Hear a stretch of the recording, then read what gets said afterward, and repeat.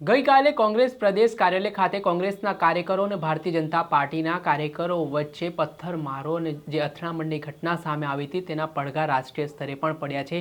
એક બાદ એક નેતાઓ દ્વારા ટ્વીટ કરવામાં પણ આવી રહ્યા છે, તેના કારણે રાજકારણ જબરજસ્ત ગરમાયું છે। ત્યારે હવે આમ આદમી પાર્ટીના national joint general secretary Gopal ઇટાલિયાએ પણ એક ટ્વીટ કર્યું છે ને તે ટ્વીટને લઈને તેમણે ગુજરાત પોલીસ વડા તેમજ પોલીસ દ્વારા ગઈકાલે જે કોંગ્રેસના કાર્યકરો સાથે જે કાર્યવાહી કરવામાં આવી છે તે બાબતને લઈને પણ તેમણે પ્રહાર કર્યા છે અને નિંદા પણ કરી છે। શું કહી રહ્યા છે ગોપાલ ઇટાલિયા, તો સમગ્ર મામલો છે, વાત કરીશું આ વિડીયોમાં। શું આપને વરિષ્ઠ પત્રકાર પ્રશાંત દયાળ અને તુષાર બસિયા સાથે રૂબરૂ મુલાકાત કરવી છે? તો તારીખ 4 જુલાઈ 2024 અને ગુરુવારના રોજ સાંજે 5 વાગ્યે નવજીવન સ્કૂલ ઓફ જર્નાલિઝમના ઓરિએન્ટેશન પ્રોગ્રામમાં આપ સૌ આમંત્રિત છો। નવજીવન સ્કૂલ ઓફ જર્નાલિઝમ શું છે, પત્રકારત્વનો અભ્યાસક્રમ શું છે, પત્રકારત્વ શું છે અને પ્રશાંત દયાળનું પત્રકારત્વ કેવું રહ્યું તેમના સફર વિશે પણ થોડી ઝાંખી મેળવીશું। સાથે જ નવજીવન સ્કૂલ ઓફ જર્નાલિઝમના ભૂતકાળના વિદ્યાર્થીઓ સાથે પણ રૂબરૂ થવાનો, વાતો સાંભળવાનો અને સમજવાનો આ અવસર આપને મળશે। જો આપ આવવા ઈચ્છો છો, વધુ માહિતી જોઈએ છે તો આ મોબાઈલ નંબર 97 248 17 4 37 પર અવશ્ય રજીસ્ટ્રેશન કરાવી લેશો અને વધુ વિગતો મેળવી લેશો। નમસ્કાર દર્શક મિત્રો, નવજીવન ન્યૂઝમાં આપનું સ્વાગત છે। હું છું ફૈઝાન। લોકસભાના વિપક્ષ નેતા રાહુલ ગાંધી દ્વારા એક નિવેદન આપવામાં આવ્યું હતું અને આ નિવેદનને ભારતીય જનતા પાર્ટી આરોપ લગાવતા જણાવ્યું કે રાહુલ ગાંધીનું આ નિવેદન હિન્દુ વિરોધી છે। સંસદમાં રાહુલ ગાંધીના નિવેદનનો વિરોધ કરવામાં આવ્યો। આટલું જ નહીં, ભારતીય જનતા પાર્ટીના નેતાઓને કાર્યકરો દ્વારા આ વિરોધ સડક સુધી પહોંચાડવામાં આવ્યો। ઠેર ઠેર ગુજરાતના જુદા જુદા જિલ્લાઓમાં ગઈકાલે વિરોધ પ્રદર્શન કરવામાં આવ્યું હતું અને તેમજ અમદાવાદ ખાતે જે ભારતીય જનતા પાર્ટીના યુવા મોરચાના કાર્યકરો છે તેમના દ્વારા કોંગ્રેસ પ્રદેશ કાર્યાલય ખાતે વિરોધ પ્રદર્શનનો કોલ આપવામાં આવ્યો હતો અને ગઈકાલે 5 વાગ્યાની આસપાસ ભારતીય જનતા પાર્ટીના કાર્યકરો અને કોંગ્રેસના કાર્યકરો વચ્ચે મારામારી તેમજ પથ્થરમારાના દ્રશ્યો સામે આવ્યા હતા, જેના કારણે સ્થિતિમાં તંગદિલી છવાઈ હતી। આ પ્રકારે ઘટના બની હતી, તેના કારણે ભણસેલી પરિસ્થિતિના પગલે હવે રાજકારણ જબરજસ્ત ગરમાયું છે।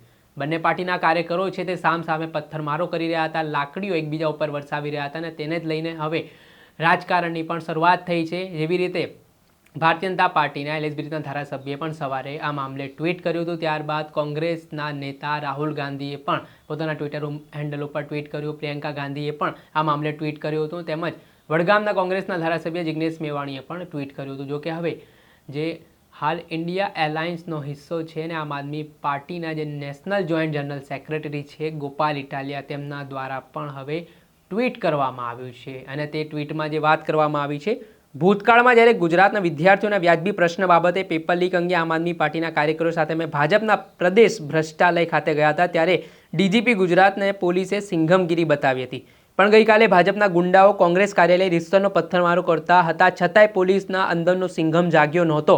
હર્ષસંઘવીના રાજમાં પોલીસ હવે વિપક્ષો ઉપર અને સોશિયલ મીડિયા પર સિંઘમ વધ્યા છે।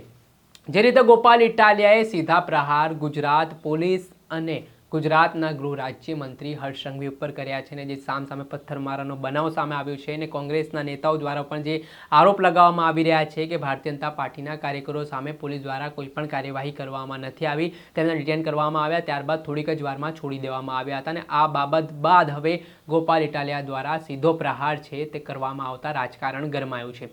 જણાવી દઈએ કે ઇન્ડિયા એલાયન્સનો ભાગ આમ આદમી પાર્ટી છે અને ગઈકાલે કોંગ્રેસમાં જે કોંગ્રેસ કાર્યાલય ખાતે જે ઘટના બની છે તેને લઈને આમ આદમી પાર્ટીના નેતા દ્વારા ટ્વીટ કરવામાં આવ્યું છે અને આ ટ્વીટે ફરી એકવાર અનેક ચર્ચાઓ જગાવી છે।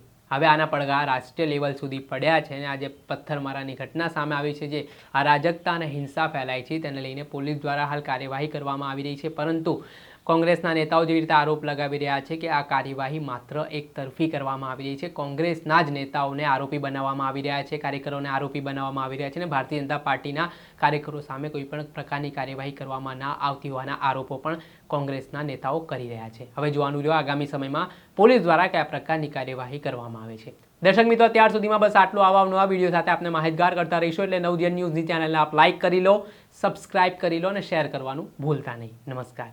વૈષ્ણવજન તો તેને કહીએ જે પીડ પરાઈ।